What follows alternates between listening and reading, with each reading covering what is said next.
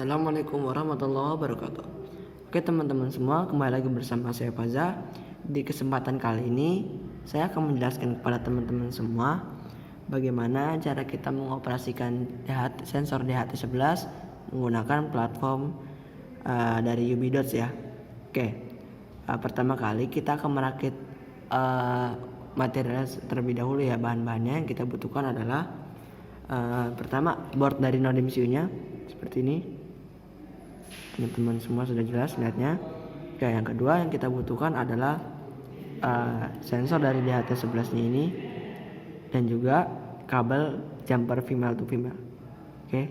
Nah, yang pertama kita lakukan adalah di sini ada pin VCC, terus ada pin GND dan juga DAT-nya. DAT di sini. Oke, yang pertama VCC ini kita akan masukkan ke dalam pin yang 3V di sini. Dan yang G kita akan masukkan, yang GND kita masukkan ke dalam G, dan yang DAT di sini kita masukkan ke dalam pin D2. Oke, langsung saja kita mulai. Ini kabel yang merah ini adalah VCC, berarti kita masuk ke dalam 3 volt ya.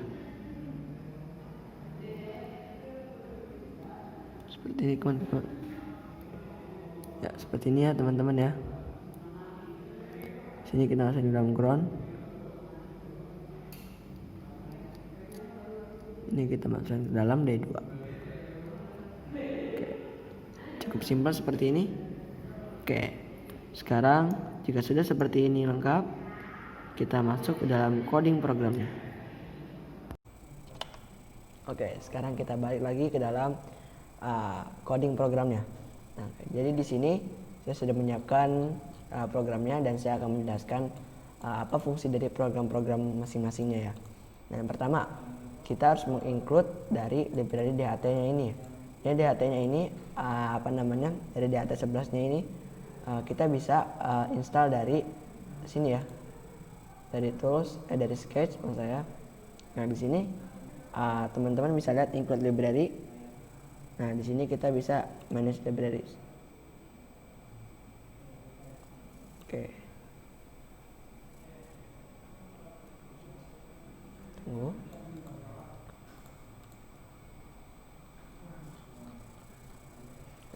Jadi di sini kita langsung saja ya cari DHT11. Oke. Nah, di sini saya sudah menginstalnya ya. DHT Sensor Library installed. Nah, jadi untuk teman-teman yang belum menginstalnya silahkan diinstal terlebih dahulu.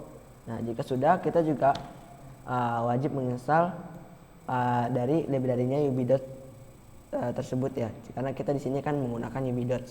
Nah, jadi kita harus memasukkan library-nya. Dan sebelumnya kita harus menginstal terlebih dahulu. Kita cari UBDOTS micro USB.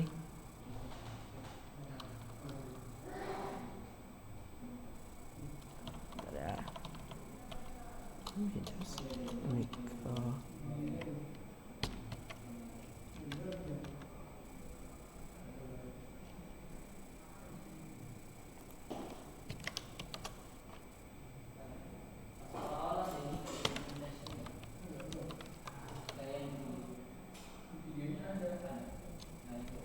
Ya, ini ya.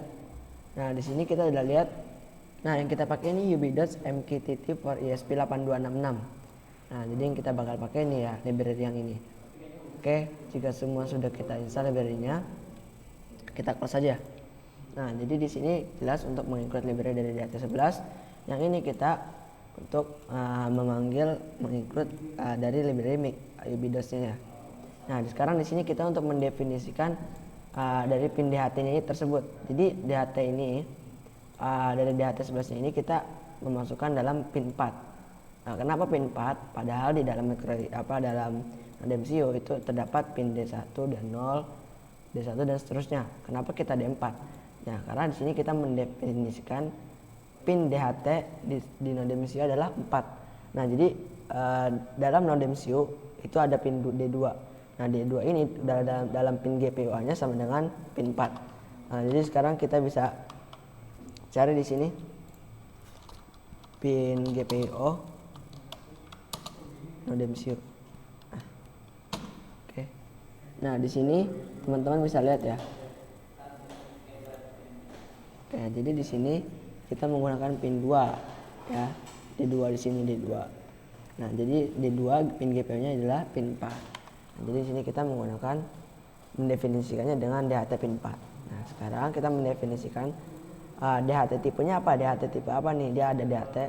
Soalnya banyak DHT ini, ada tipe DHT tipe DHT tipe 22 atau DHT 11 dan DHT tipe lainnya. Nah, di sini kita menggunakan DHT 11 ya.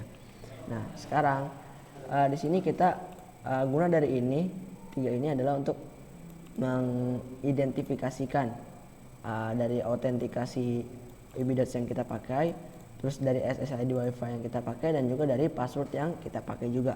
Nah, di sini bagaimana kita mendapatkan autentikasinya? Nah, sekarang kita masuk dalam UbiDots-nya. Pertama, teman-teman semua harus login dulu deh, kita dari awal ya. Seperti ini. Nah,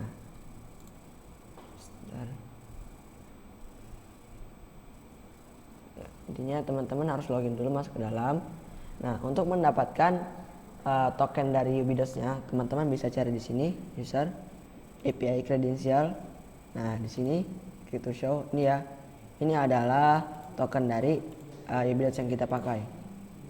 Nah, jika sudah, kita salin saja copy sini ya. Nah, jika sudah, kita masuk ke dalam sini ya.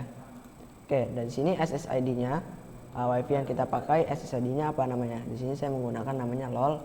Terus juga passwordnya 1 sampai 9-nya. Nah, pertanyaannya, jika misalnya kita tidak menggunakan password, kita bisa memasukkannya dengan null, NULL ya. Oke. Nah, sekarang kita buat variabel dari DHT-nya. Jadi DHT ini kita buat variabel. Nah, dalam variabel DHT ini kita ada dua function ya. Nah, di sini pertama ada DHT pin-nya, dengan DHT pin, dan juga ada DHT tipenya. Nah, di sini UbiDots Client Authentication adalah jadi untuk men-setting token dari klien di UbiDots-nya ya. Nah, oke. Sama ini juga intinya ini gunanya untuk men-setting token klien UbiDots. Nah, flight setup, apa itu flight setup? Flight setup adalah setelan default dari awalnya. Jadi pertama kali dari program ini dinyalakan, settingan default dari awalnya seperti apa gitu. Nah, di sini kita menggunakan serial.begin 9600. Gunanya apa? Jadi digunakan serial ini untuk menampilkan di serial monitornya bahwa serial ini, jadi bahwa program ini telah dimulai. Ntar dia akan menampilkan untuk mengidentifikasinya dengan di sini baud rate-nya 9600 ya. Nah, terus di sini DHT begin. Jadi di sini kita memulai DHT-nya untuk mulai membaca suhu dan kelembapannya, terus juga delay 0,2 detik. Jadi sini 20 adalah 0,2 detik ya. Jadi sebelum jika pas dimulai ini kita kasih jeda atau kasih delay 0,2 detik.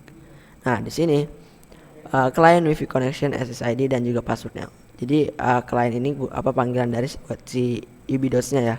Nah, untuk menyambungkan UbiDots client dengan Wi-Fi-nya. Oke, di sini ada void loop-nya. Apa itu void loop? Untuk masih yang bingung bertanya-tanya, jadi gini kawan-kawan, void loop ini adalah perbedaan dengan void setup. Jadi void setup adalah program yang dijalankan hanya sekali, yaitu pada awal pertama kali program dinyalakan. Nah, beda dengan void loop. Void loop ini adalah program atau fungsi yang dijalankan berulang-ulang kali gitu. Jadi seperti kayak membaca, mendeteksi suhu atau kelembapan, itu kan dia berulang-ulang kali dibacanya gitu. Nah, beda dengan void setupnya. Void setup ini untuk memulai bahwa program itu dimulai gitu. Nah, terus di sini if milis sama if milis dia jika sudah lebih dari 10 detik. Nah, maka float humidity. Jadi kenapa kita pakai float? Karena di sini adalah tipe data untuk yang bisa mengangkut seperti koma ya. Nah, jadi di sini kita akan membaca humidity-nya. Nah, float hum sama dengan DHT read humidity. Jadi DHT-nya ini mulai membaca kelembapannya, dan juga di sini untuk membaca temperatur suhunya. Oke. Nah, terus juga di sini ya. Nah, di sini adalah client air kelembapan sama dengan humidity. Jadi UbiDots client-nya membaca kelembapannya, di sini membaca temperaturnya, temperatur suhu, dan juga di sini client send all true. Jadi UbiDots client-nya ini mengirimkan semua data yang telah diatur. Jadi data kelembapan dan juga data temperatur. Oke. Jika sudah semua, kita compile dulu ya. Oke, jika sudah dan compiling ya. Ini tandanya berhasil dan compiling. Jika sudah, kita upload ulang. Kita upload lagi, maksudnya program ini kita upload ke dalam boardnya. Tapi dengan syarat kalau misalnya kita dalam tools ini boardnya sudah terdeteksi ya. Nah, di sini sudah terdeteksi portnya menyambung kepada COM3. Nah, di sini ya. Bahwa kalau misalnya board ini sudah terdeteksi COM3. Oke. Kita pastikan dulu. Oke, di sini dan uploading berarti di sini berhasil ya. Oke, sekarang kita lihat coba di sini. Belum berhasil ya. Belum, baru wifi-nya connect. Nah, di sini sip, di sini langsung ada tanda oke. Kenapa oke? Berarti tandanya di sini berhasil. Jadi sini dari programnya ini sudah sinkron ke dalam UBDOS-nya ya. Kalau oke seperti ini, oke 2 ini. Oke, sekarang kita masuk ke dalam UBDOS-nya.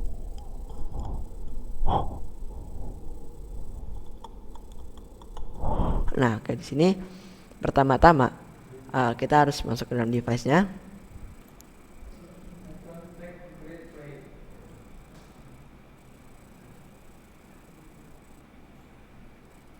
Oke, di sini langsung kedeteksi ya. Ada ESP8266. Jika berhasil di sini langsung ada ya. Kita pencet di sini ESP8266-nya. Oke, sebenarnya di sini sudah terdeteksi. Cuma kita akan membuat dashboard lagi ya.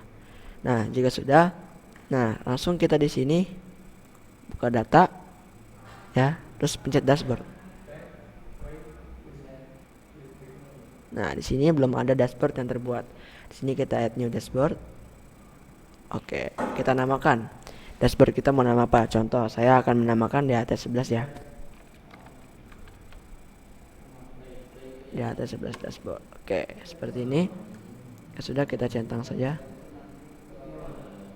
Nah, di sini baru kita add new widget. Nah, di sini kita menggunakan Gauge untuk menampilkan data kelembapan dan juga suhunya ya. Nah, di sini kita add variable. Nah, ESP826 tadi. Nah, kita tambah temperaturnya, kita pencet. Oke, kita buat temperatur. Nah, di sini kita bisa milih warnanya.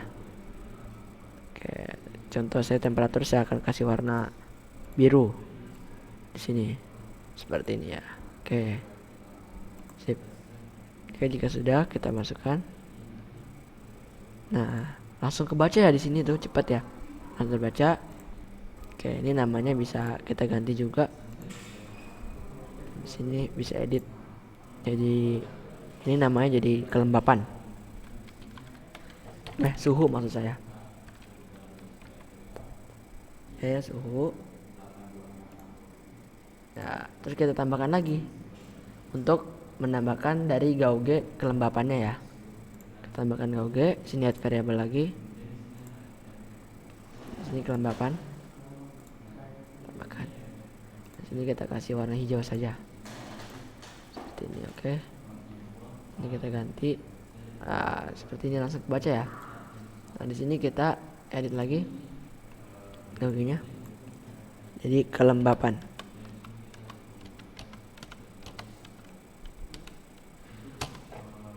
Oke, seperti ini ya. Oke, jadi dia setiap 10 detik sekali dia